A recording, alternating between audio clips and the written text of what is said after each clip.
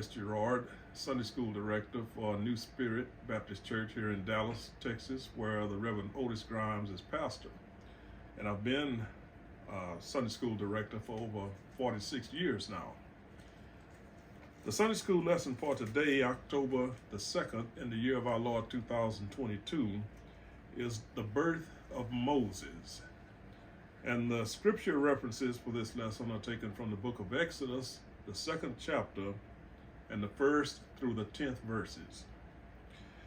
This is lesson 5 in our lesson series, God's Exceptional Call. And it's lesson 1 in unit 2 of this lesson series, which is called Out of Slavery into Nationhood. Unit 2, Out of Slavery into Nationhood. The title of this lesson, Out of Slavery into Nationhood, should alert any Bible student who has been studying the Bible for more than a few years that Unit 2 is about the time in Israel's history when they left Egypt out of bondage or out of slavery.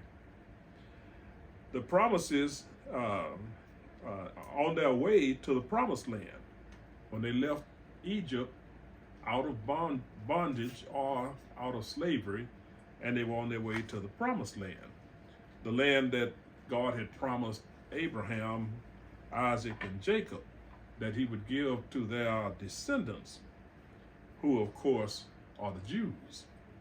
And at the time that they were there in Egypt, the name mostly referred, the name that was used mostly to refer to them was Hebrews. In Unit 1, we studied God's calling of Abraham's family. And a lot has happened since in Israel's history between where Unit 1 stopped and where this unit starts. Jacob's youngest son, Benjamin, was born after his other 10 sons had sold his son Joseph to a band of Ishmaelites who took Joseph, that is, down to Egypt. And that was where Joseph became second only to the Pharaoh himself. Now, while Joseph was alive, the Israelites prospered in Egypt, and their numbers increased so much until the new Pharaoh, who didn't know Joseph, feared them. He feared the Hebrews because they had grown in population so much. He thought that they would take over.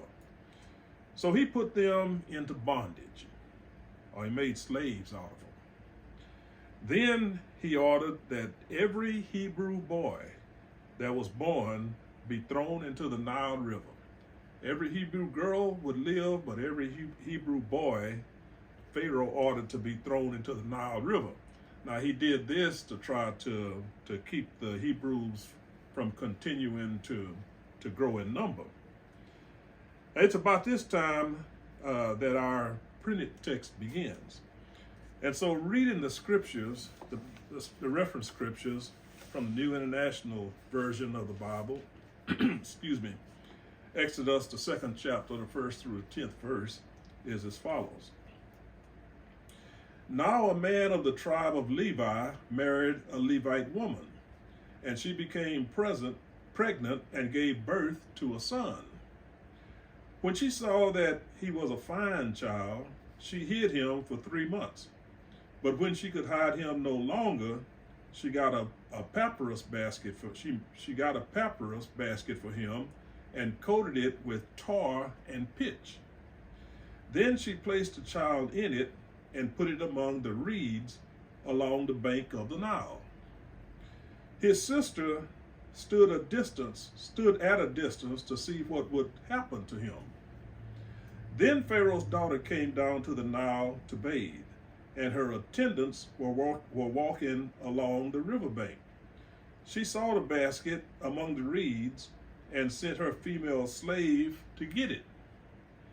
She opened it and saw the baby. He was crying, and she felt sorry for him. "This is one of the Hebrew babies," she said. Then his sister asked Pharaoh's daughter, "Shall I go and get one of the Hebrew women to nurse the baby for you?" "Yes, go," she answered. So the girl went and got the baby's mother. Pharaoh's daughter said to her, "Take this baby and nurse him for me, and I will pay you." So the woman took the baby and nursed him. When the child grew older, she took him to Pharaoh's daughter, and he became her son. So she named him Moses, saying, "I drew him from the water." Once again, may the Lord add a blessing to the reading, the hearing, and the understanding of his holy word. Now, our printed text begins about here with Moses' parents. Our printed text says that they were a man and a woman from the tribe of Levi. Elsewhere, we learn that his father's name was Aram, and his mother's name was Jochebed. She was a sister of Aram's father, so she was Aram's aunt, as well as his wife. And you can read it in Exodus, the 6th chapter, and the 20th verse. When Moses' mother, Jochebed, gave birth to Moses, she hid him as long as she could to save his life from Pharaoh's order that all male Hebrew babies that were born be drowned in the Nile River. And after 3 months, she built a little basket out of papyrus, which this papyrus grew widely in the Nile River delta. And then she put tar in the bottom of it and pitch to keep the water from coming in. Then she put the baby in the little basket, which we could call an ark, kind of like Noah's Ark, but it was on a much smaller scale. She put the baby in the ark and put the ark in the Nile River among the reeds along the bank. The baby had an older sister and brother whose names were Miriam and Aaron. Now, this is not in our printed text today, but we learn this elsewhere. His sister stood and watched from a distance to see what would happen to the child. And as it happened, the Pharaoh's daughter came down to the Nile River with her attendants and with a Hebrew slave girl to take a bath. And as verse 5 says, she saw the basket among the reeds and sent her slave girl to get it. The basket apparently had a cover because verse 6 says she opened it and saw the baby. And the baby was crying, and she felt sorry for him. She said, "This is one of the Hebrew babies." So she knew that it was a Hebrew baby, and she knew what her father, the Pharaoh, had ordered. Now, Pharaoh's daughter had a decision to make. Like I said, she knew what her father, the Pharaoh, had ordered, that all Hebrew baby boys be drowned in the Nile River, but she had compassion on this little Hebrew boy. Now, at this point, the boy's older sister stepped out from among the reeds, and this would be Miriam. And then she asked Pharaoh's daughter if she should go get one of the Hebrew women to nurse the baby for Pharaoh's daughter. Now, wealthy Hebrew women, they all a lot of times would use slaves to nurse and raise their children in that day. And it was because they didn't want to take the time to do it themselves.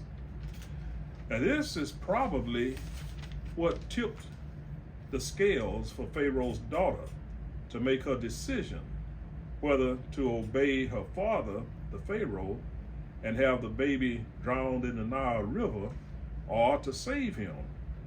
So she chose to save him. So she told Miriam, she